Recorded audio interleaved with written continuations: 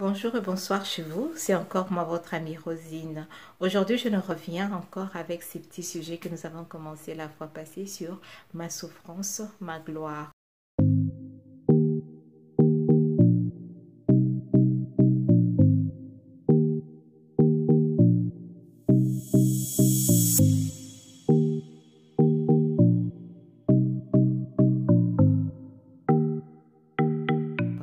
Et pour aujourd'hui, j'aimerais aussi nous rappeler quelque chose sur notre petite émission, que désormais nous aurons une émission toutes les 2 semaines et par rapport à nos engagements pour le moment, c'est fait que nous ne saurons pas publier une vidéo chaque semaine. Merci beaucoup pour votre compréhension et merci de nous rester fidèles. Aujourd'hui, je nous ferai nous revenir sur ces petits sujets parce que nous avons introduit ça la fois passée. Disons que la souffrance euh, résulte souvent à la gloire, mais ce n'est pas inévitable. C'est quelque chose que chacun de nous doit se décider et ça demande beaucoup de facteurs pour que ça puisse résulter à la gloire. Alors aujourd'hui, nous allons parler un peu dans ce sens-là pour nous dire que euh, la souffrance, quand elle arrive, j'aime bien comme la Bible le dit, euh, clairement, quand vous passez dans les vallées de Baca et ça représente des vallées de tourments, de douleur et tout. Et ça ne dit pas si vous passez, ça dit carrément, la Bible dit carrément quand vous passez. Ça veut dire qu'à un moment donné dans notre vie, nous passons par la souffrance, nous passons par des temps de douleur et de difficultés. Et c'est quelque chose qui dépend d'une personne à une autre, qui dépend de temps et des circonstances. Une situation peut être vue comme une souffrance pour une personne, mais pas pour l'autre, dépendamment de beaucoup de réalités, beaucoup de facteurs. Comme quelqu'un qui peut se réveiller le matin, par exemple dans sa vie, chaque fois c'est normal, quand il se réveille, il a son petit déjeuner, il a un repas à midi et un repas le soir. Qu'importe ce que c'est, mais l'essentiel qu'il mange. Mais pour une autre personne, il verra ça comme non, ça passe pas. Moi, je dois avoir plus que ça. Entre le déjeuner, le manger, le dîner, entre le repas de midi et tout, je dois manger encore quelque chose d'autre. Donc, si j'ai seulement 3 repas là, ça suffit pas. C'est une souffrance pour moi. Je n'arrive pas à vivre sans cela. Et ça sera vu comme une souffrance pour une personne et pas pour l'autre. Et pour quelqu'un d'autre, peut-être que euh, c'est normal d'avoir carrément une seule amie dans sa vie ou un ami. Et pour l'autre, ça passe pas. C'est une souffrance. Moi, je dois avoir beaucoup d'amis. Je dois avoir vraiment, si j'ai peu d'amis, peut-être c'est 50. Mais j'aime avoir beaucoup d'amis et tout. Se faire des sorties, aller voir, se visiter. C'est ça ce qui me fait du bien. Mais quand je passe ça, j'ai qu'une seule amie. Non, non, non. Ça, c'est une souffrance. Je n'arrive pas. Je dois me faire beaucoup d'amis. Et pour l'autre, la souffrance, peut-être, c'est d'être avec telle personne. Si je ne suis pas avec telle personne, pour moi, ça c'est pas, ça marche pas. Je dois être avec telle personne. Et si cette personne-là me rejette, c'est une souffrance. Mais pour l'autre, il s'en fiche. Qui que ce soit qui vient dans sa vie, il accepte et il accueille à bras ouverts. La souffrance peut être le manque d'argent, le manque de moyens financiers ou matériels. La souffrance peut être aussi due à une séparation émotionnelle. La souffrance peut être aussi due à, certaines situations dans la vie qui nous arrivent. Vous perdez un être cher soudainement et ça crée de douleurs, de souffrances dans la vie. On se sent un peu déséquilibré, on ne sait pas quoi faire et la personne, ça nous affecte tellement et tout. Alors, tout ça, ça fait partie des douleurs, de souffrances et tout. Et comment le gérer, comment s'en sortir et comment en faire en sorte que à la fin ou après cette souffrance, que nous puissions vivre la gloire et pas la honte. Alors, une des choses que nous faisons, nous sommes appelés à faire en premier, c'est d'accepter d'abord la situation. C'est-à-dire que quand une situation nous arrive, c'est facile de se poser des questions du genre pourquoi moi, pourquoi ça m'arrive seulement à moi. Et ça, c'est une mauvaise question parce que quand on se pose des questions pourquoi, des fois on n'a pas de réponses et souvent on n'en a pas et peut-être qu'on n'en aura jamais. Mais si vous en avez, c'est bon. Mais quand on pose souvent la question pourquoi moi et surtout ça, pourquoi moi, pourquoi ça n'arrive qu'à moi, c'est parce que nous voulons nous comparer aux autres, parce qu'on s'est dit que les autres ça ne leur arrive pas, pourquoi ça arrive seulement à moi. Et cette question-là, quand on se le pose, ça crée c'est d'abord basé sur une comparaison dans notre vie. Et on se compare aux autres. Et là, la question ou même la réponse que vous aurez de cette question-là ne vous donnera pas du tout la paix. Et l'une des choses qui est primordiale et capitale quand nous traversons la souffrance, quelle qu'elle soit, ou la douleur, c'est d'abord de garder notre paix. Nous avons besoin de garder la paix.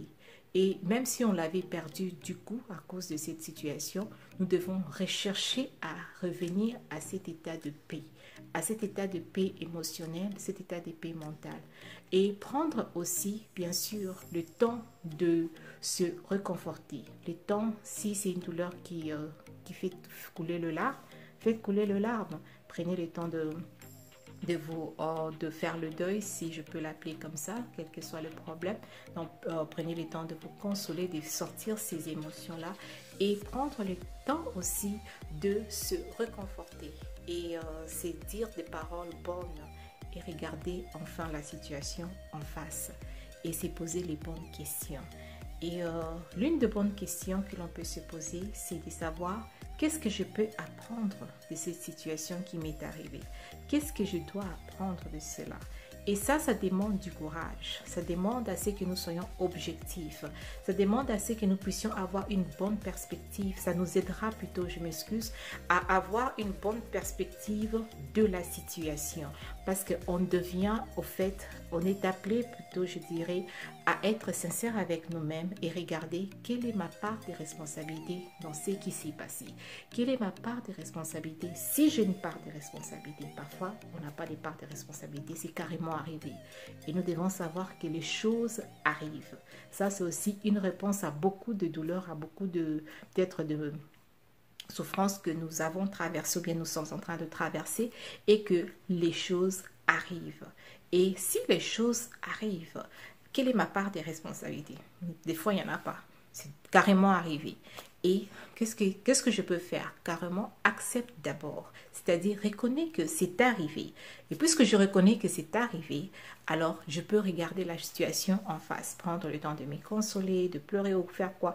Mais est-il que, qu'est-ce que je dois apprendre de ce qui est arrivé? Quelle est ma part des responsabilités? S'il n'y en a pas, ok. S'il y en a, qu'est-ce que je peux changer?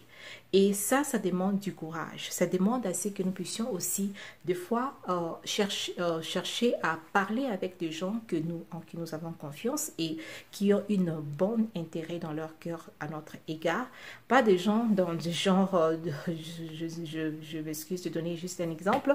Les gens, par exemple, tu as des relations avec des gens, mais c'est toi qui les domines. C'est comme s'ils sont tes serviteurs et puis tu vas chercher de bons conseils auprès d'eux. Non, ils te diront que des choses que tu veux écouter.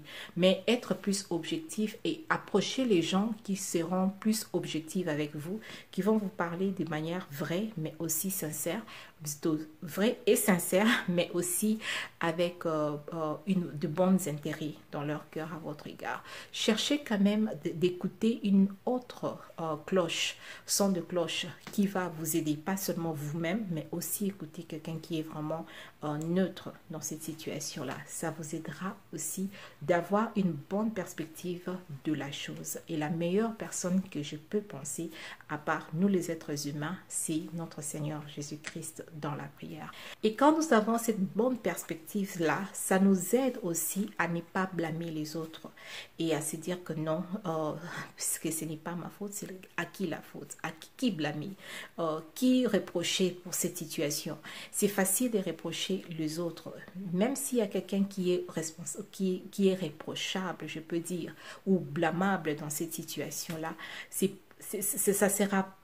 ne nous aidera pas de continuer à blâmer les autres ou à blâmer la personne. Mais ce que nous pouvons faire, c'est de rechercher quelle est ma part des responsabilités. Qu'est-ce que je peux faire pour sortir de cette situation, pour régler cette situation, ou pour changer, ou pour continuer à avancer dans la vie malgré ce qui est arrivé. Une relation s'est coupée, ça m'a fait du mal et tout, mais quelle est ma part de responsabilité? Qu'est-ce que je peux faire pour continuer à avancer? Et quand vous prenez les bonnes décisions pendant que c'est difficile de le prendre et de le faire, ça vous fait grandir dans vos émotions. Ça vous fait aussi grandir dans votre caractère.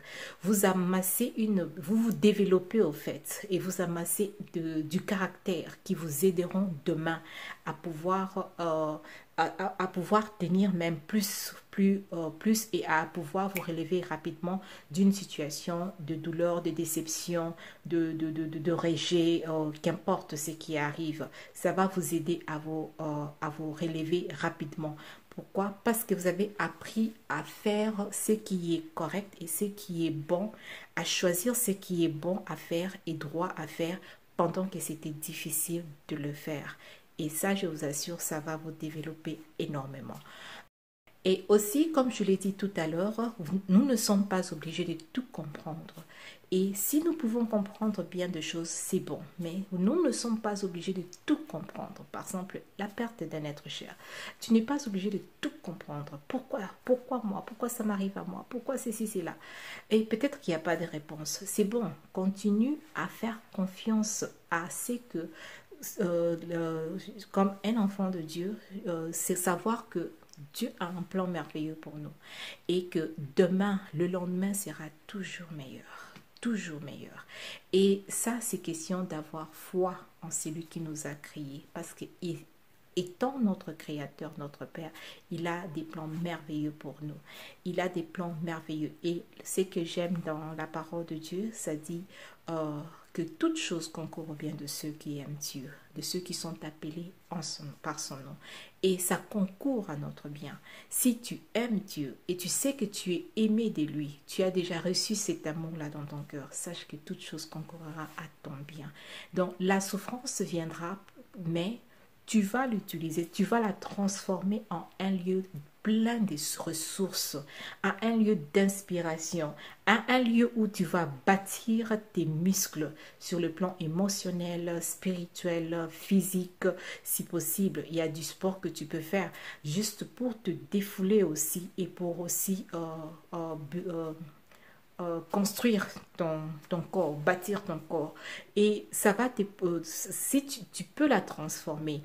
Et je disais au départ que le lien ou la séparation qui existe entre devenir meilleur et devenir pire dans la souffrance est trop étroite. Cette séparation-là ou cet écart-là, si on ne fait pas attention, on devient carrément pire. Et surtout quand on se pose des questions du genre pourquoi? Et on se compare aux autres. Pourquoi l'autre, ça lui est pas arrivé, seulement moi? Pourquoi? N'est-ce pas que moi je prie, n'est-ce pas que je jeûne, n'est-ce pas que je lis la Bible et tout? Pourquoi cette situation peut m'arriver et tout? Et on se base, ces questions-là sont souvent basées sur la comparaison. Regardez-les bien en face, c'est la comparaison. Et quand nous comparons avec les autres, ça ne nous aide absolument pas, ça nous arrache la paix et on croira qu'on trouvera quelqu'un qui culpabiliser. Et souvent, sans le savoir, beaucoup culpabilisent leur créateur et tout.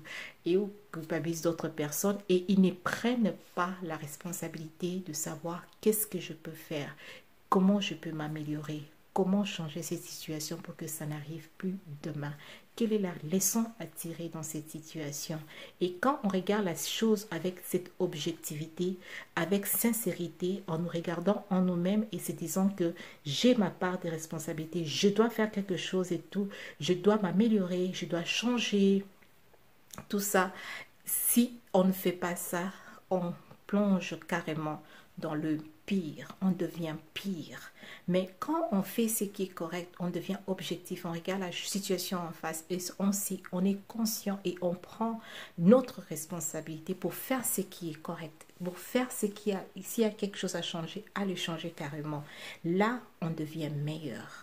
On devient meilleur et on grandit, on se développe carrément. Alors, c'était un peu ça notre petit partage d'aujourd'hui. J'espère que vous avez aimé et continuez à vous abonner encore sur notre chaîne. Partagez cette vidéo et merci beaucoup et à la prochaine.